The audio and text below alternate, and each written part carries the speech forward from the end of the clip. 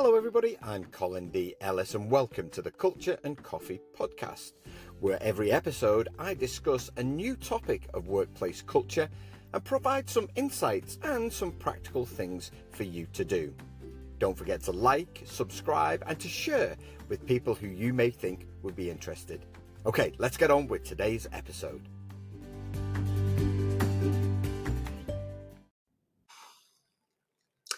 Hello everybody, it's Colin here. Welcome to another episode of the Culture and Coffee podcast. On today's session, I'm going to be talking about happiness. Is it possible in work? Is it, and I've talked in the past about the fact that I'm kind of an optimistic realist. In fact, I joked at a conference recently that, it's not like we want people skipping into work. I mean, actually, we do want people skipping into work, but the reality, people don't skip into work. Work is just a means to an end for most people, unless you work for yourself, and then it can become a real passion project. For me, I've kind of never been as happy in work as I have when I've been working for myself. But then there's a whole piece of loneliness that comes with that when you work for yourself. Anyway, this podcast is not about me. If it was, I could talk for about an hour and a half just on that. I want to talk about employee happiness because I was at a speech recently where a guy said, we shouldn't use the word engagement. We should use the word happiness. And I disagree. And when it comes to culture, it's all about opinions. I'm not saying I'm right. And I'm not saying the other person is wrong.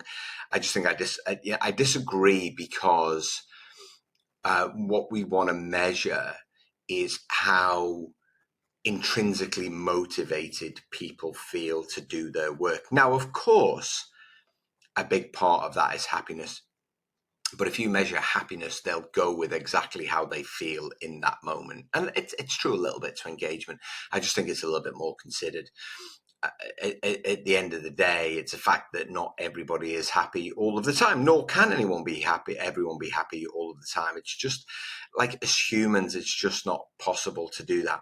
However, I wanted to make this a real positive recording, a real positive session, because there's so much to be gained by leaders or managers by focusing on what keeps people happy. Now, there's, for me, I mean, there are many things to talk about here, but people are happiest when they're doing work that they love and they are being pushed just a little bit. We often think that people are happiest when they get exactly conditions that they want, and that's not true. It's not true. In fact, I spoke to a senior leader recently who said they had some issues with hybrid work. He said, we've given everybody exactly what they wanted and they're still not happy. I'm like, yeah, that's kind of the problem. You've given them what they wanted, not what the organization needs. You weighted it all to the individual. And so you've kind of removed yourself from the picture a little bit. And what you want to ensure is that people feel motivated and inspired to deliver for the organization as well as themselves. Of course, happiness is derived from a sense of pride in our work. Anyway, so let me talk. For me, there are three elements to happiness and employee happiness. And of course, this is borne out by research, which I'll come to. For those of you, kind of listened to one of these before, you'll know that it's well researched. I don't just say things on a whim, but also it's based on my own experiences as an employee for 30 years. And for everybody listening or watching this, you know that you're happiest when you're doing really good work. You understand why you're doing it. You feel good about yourself. And it kind of contributes to the success of something and or someone. And that's when we're happy. So the three elements are well-being, mindset, and achievement, right? And in no particular order. But well-being is you feeling really good about who you are, the kind of person that you are. You also feel good about your physical state. Now, this doesn't mean that you have to be physically fit or go in the gym every day. I don't want it to be misconstrued as you have to be physically fit. I just feel you feel good about who you are as a human being. You feel like you're contributing. You have enough energy to do your work. You even in times of stress, you feel in control, right? That's what we kind of mean about that well-being. You've always got energy for the work that you do. Always got energy for the work that you do because you actually enjoy it, and one of my sayings is when you love what you do, you excel at what you do because that love for it, and that just doesn't come automatically. It's something that you or kind of individuals really have to work at. You might study something, you might be in a role that you like, I really love this, but it's got to have its ups and downs, and you've got to be resilient, you've got to stay focused, you've got to be open to change, you've got to be open to feedback, all of these kind of things. So well-being, you feeling the best of yourself. You've had enough sleep, basically. You've had enough sleep. You're not getting kind of bogged down in late night activity that might affect your performance the next day. So that's the first thing. The second thing is mindset. So your mindset is a growth mindset. So it's one of possibility. So it's one thing to have lots of energy and feel really good about yourself. It's something completely different to have a real growth mindset, because some of the most energetic people I know are massively negative, and they use that energy to drain the life out of workplace culture. Do you know what I mean? We call them oxygen thieves. Do you know what I mean? Anybody who's ever watched What We Do in the Shadows, the Colin Robinsons of this world, the energy vampires. They use all of their energy for negativity. And so when we're happiest, we've got a growth mindset. We believe things are possible. We are looking for ways to develop ourselves. We make time for creativity. We're open for new ideas. We're not fixed, and it's not rigidly, it's got to be this or nothing. We're really open to different ideas. When we talk about diversity, teams that have a growth mindset have lots of cognitive diversity, different people from different backgrounds, different ideas about different things, all thrown into the mix. And what we do is we kind of passionately discuss them in a way that generates more energy. And it leads us to a better outcome. And even if we get it wrong, again, we come back at it with a growth mindset. And we say, yes, we got it wrong, but what do we need to do to make it right again?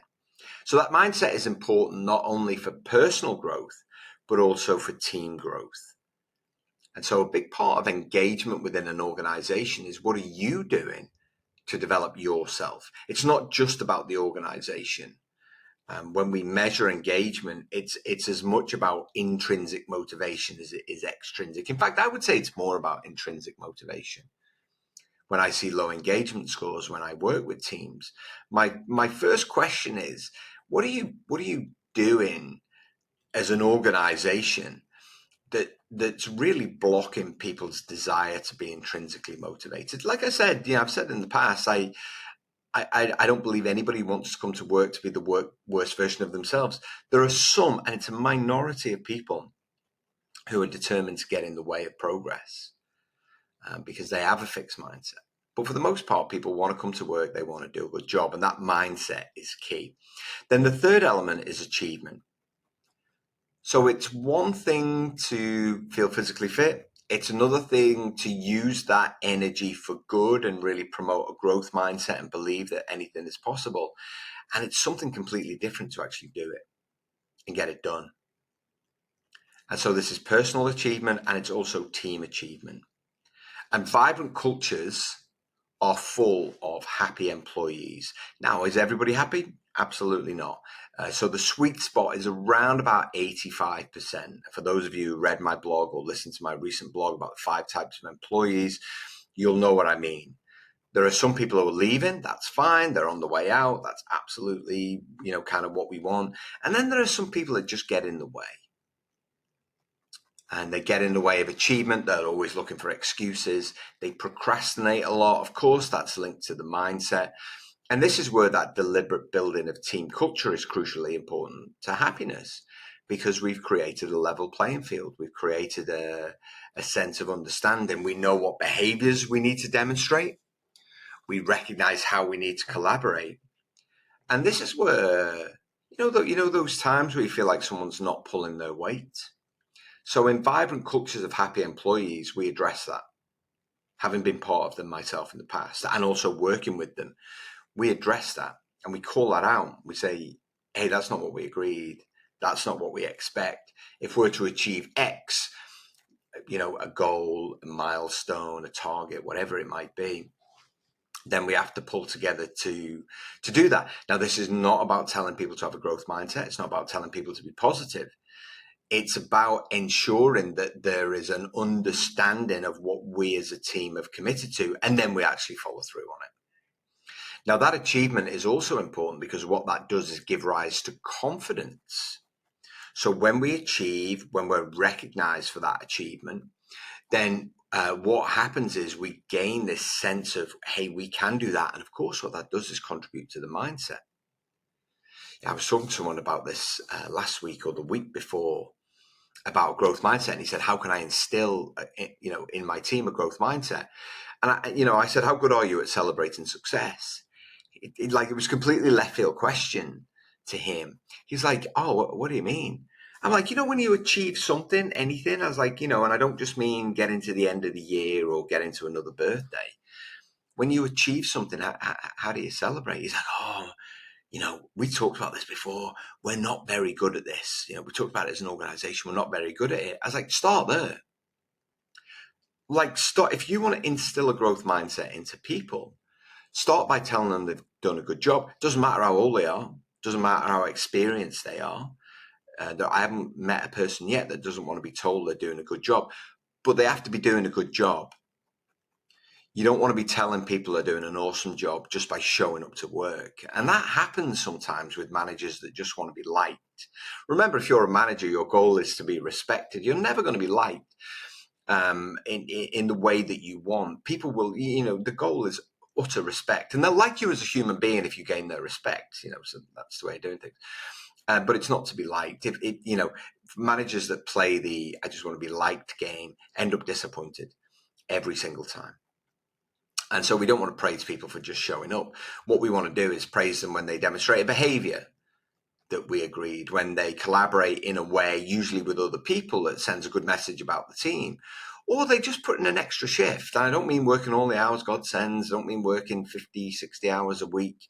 They just go that little bit extra to get something delivered. Either the quality is better than we expected, it was done in a timely manner, whatever it might be.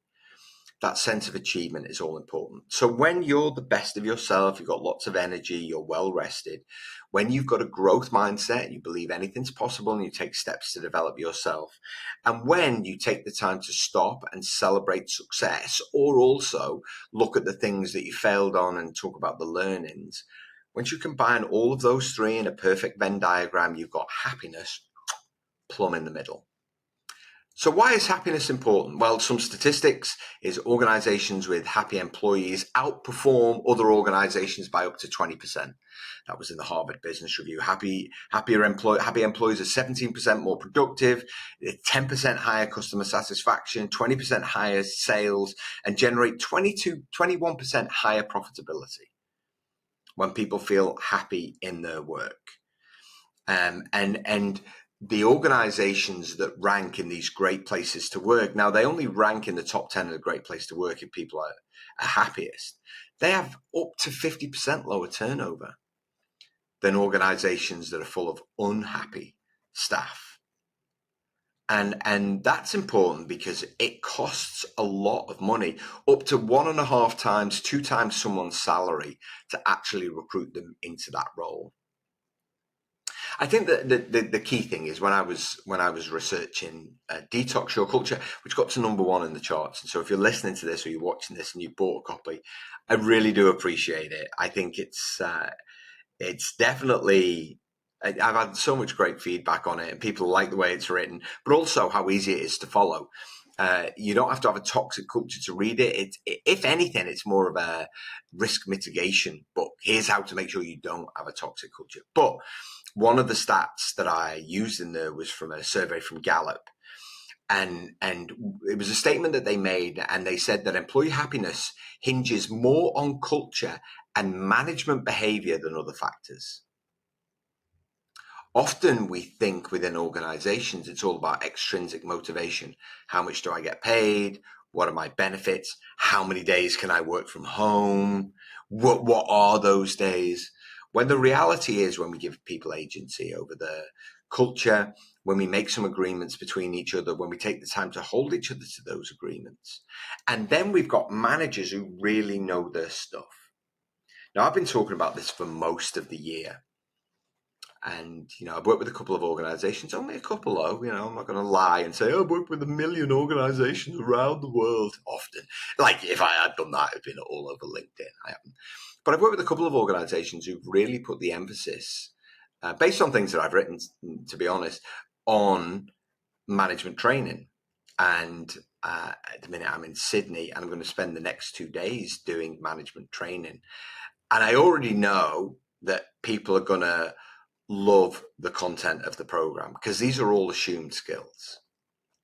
Things like, expectation setting and how to build a great team culture and difficult conversations, what it means to be a leader, and not that we want loads of leaders, otherwise no real work would get done, what it means to plan, why the strategy is important, how to create your own team vision, simple things like this that managers don't have the skills. And so what Gallup found is that when employees work in those kind of teams, so when they work within a culture that they really enjoy and they've got a boss who really gets human dynamics, they take 10 times fewer sick days because they're not browbeaten, they're not stressed, they're not anxious about going to work every day. Now, for me, myself, I was happiest when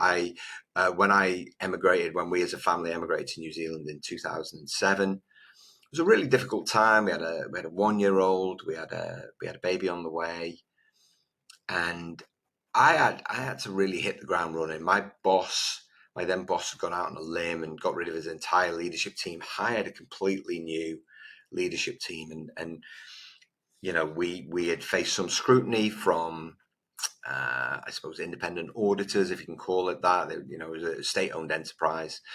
My job was to be the liaison between them, and we got quite a kicking from them, but also then create this team that really knew how to do stuff.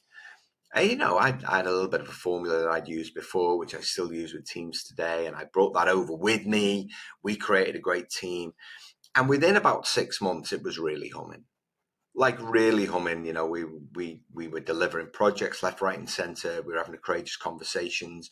We were good at celebrating success. We were good at learning from the failures that we had. We were resilient. There was great camaraderie. There was great humor. And as a byproduct of that, we became friends. I said in a speech recently, and someone questioned me about it. I said, you don't go to work to make friends, which is true, you don't. You go to work. It's why it's called work. But if you make friends, it's a demonstration that you are happy. Now, providing that you've got a good manager, there's that good manager, to make sure that you're continually productive. Friendships, oh my gosh, they are like a superpower in work. But you can't have friendships without good management. Right? The good manager makes sure that you don't overstep the boundaries, that you don't let the friendship get in the way of getting stuff done, that you're still able to challenge each other in the right way. It's not all make this and make that. It's never overly friendly, because then you end up creating, kind of what we call a pleasant culture. And I think this is the mistake organizations often make, is they think if everybody's happy, that's the goal. It's not. Sometimes if everyone's, kind of blissful, you may have created a pleasant culture if you're not getting the work done. Now, if everyone's happy and you're getting the work done, then you have a vibrant culture, and that's really, really great. And of course, the trick then is to actually stay there. Because when you stay there, like, it really pays off. It really, really pays off, and you heard of the statistics that I gave you. And I remember reading Flow by Mihai Csikszentmihalyi, the book Flow. And he talked about the fact that cultures differ from one another in terms of the degree of the pursuit of happiness they make possible. And the best teams make the pursuit of happiness possible. So that team that I work with at TransPower, just a fabulous, fabulous team, group of people. And, we would go out on a Friday night together. We created these lasting friendships, but also we can always look back and say, we delivered so much. We were so productive in that time. Easily the happiest I've been in a job, easily. And I've had some good jobs, but easily that was the happiest that I've been. Now, there are other organizations who are good at Google, are good at it. They've got this Project Oxygen, and it's all about higher performance and reducing team turnover, increasing satisfaction, all of these kind of things. But, one of the things that they really focused on was less of the technical expertise, which you might find a bit of a surprise for Google. And it was more on the people side of things. Another good example would be Marriott. So Marriott, the hotel chain, they consistently feature in the top 10, top 20 places to work. And again, they looked at ways to generate happiness, to increase tenure. One of the things that, if you've ever worked in hospitality, is that it costs so much in terms of time and money to train somebody to do a job. You really do need to keep them as long as you possibly can.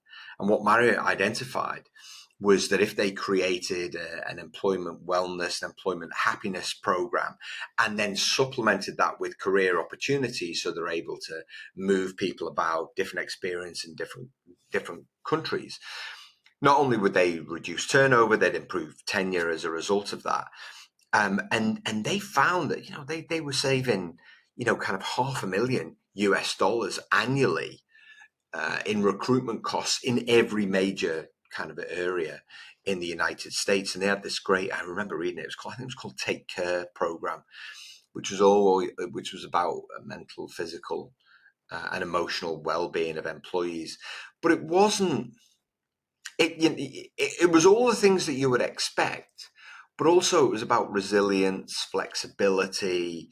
It gave people a real sense of what was possible. Not, I'm just here to be pampered and talk about myself all the time. There was a bit of that, but also, all of those things. But also, I want to do my absolute best for the organization. And that's the thing with happiness. Is when you deliberately create, remember, you get the culture that you choose to build. When you deliberately create a culture that values employee happiness, well-being, mindset, achievement, then what you get back in return is not only results, but also increased length of tenure, reduced attrition, and those members of staff then become recruiters for other high-performing talent. These are the people who are leaving reviews on Glassdoor, 5-star reviews saying, this is the best organization. If you go onto Glassdoor and Google Marriott and just search for Marriott, some of the things people write about it are absolutely fabulous. Listen, you're always going to get the odd one or two, of course you are. But for the most part, when you've got a score over 4, I always say with Glassdoor, score over 3.8 is really good.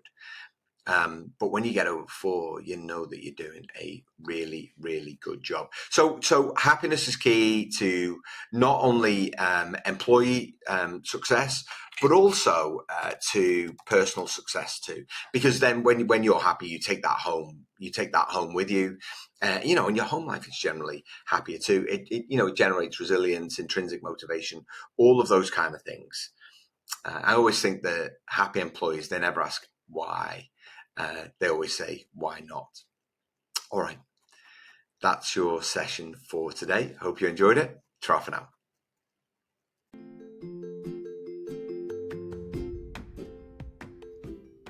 Thanks for listening to today's podcast. If you'd like to find out more about how I can help you transform the culture of your team, head to my website at www.colindellis.com.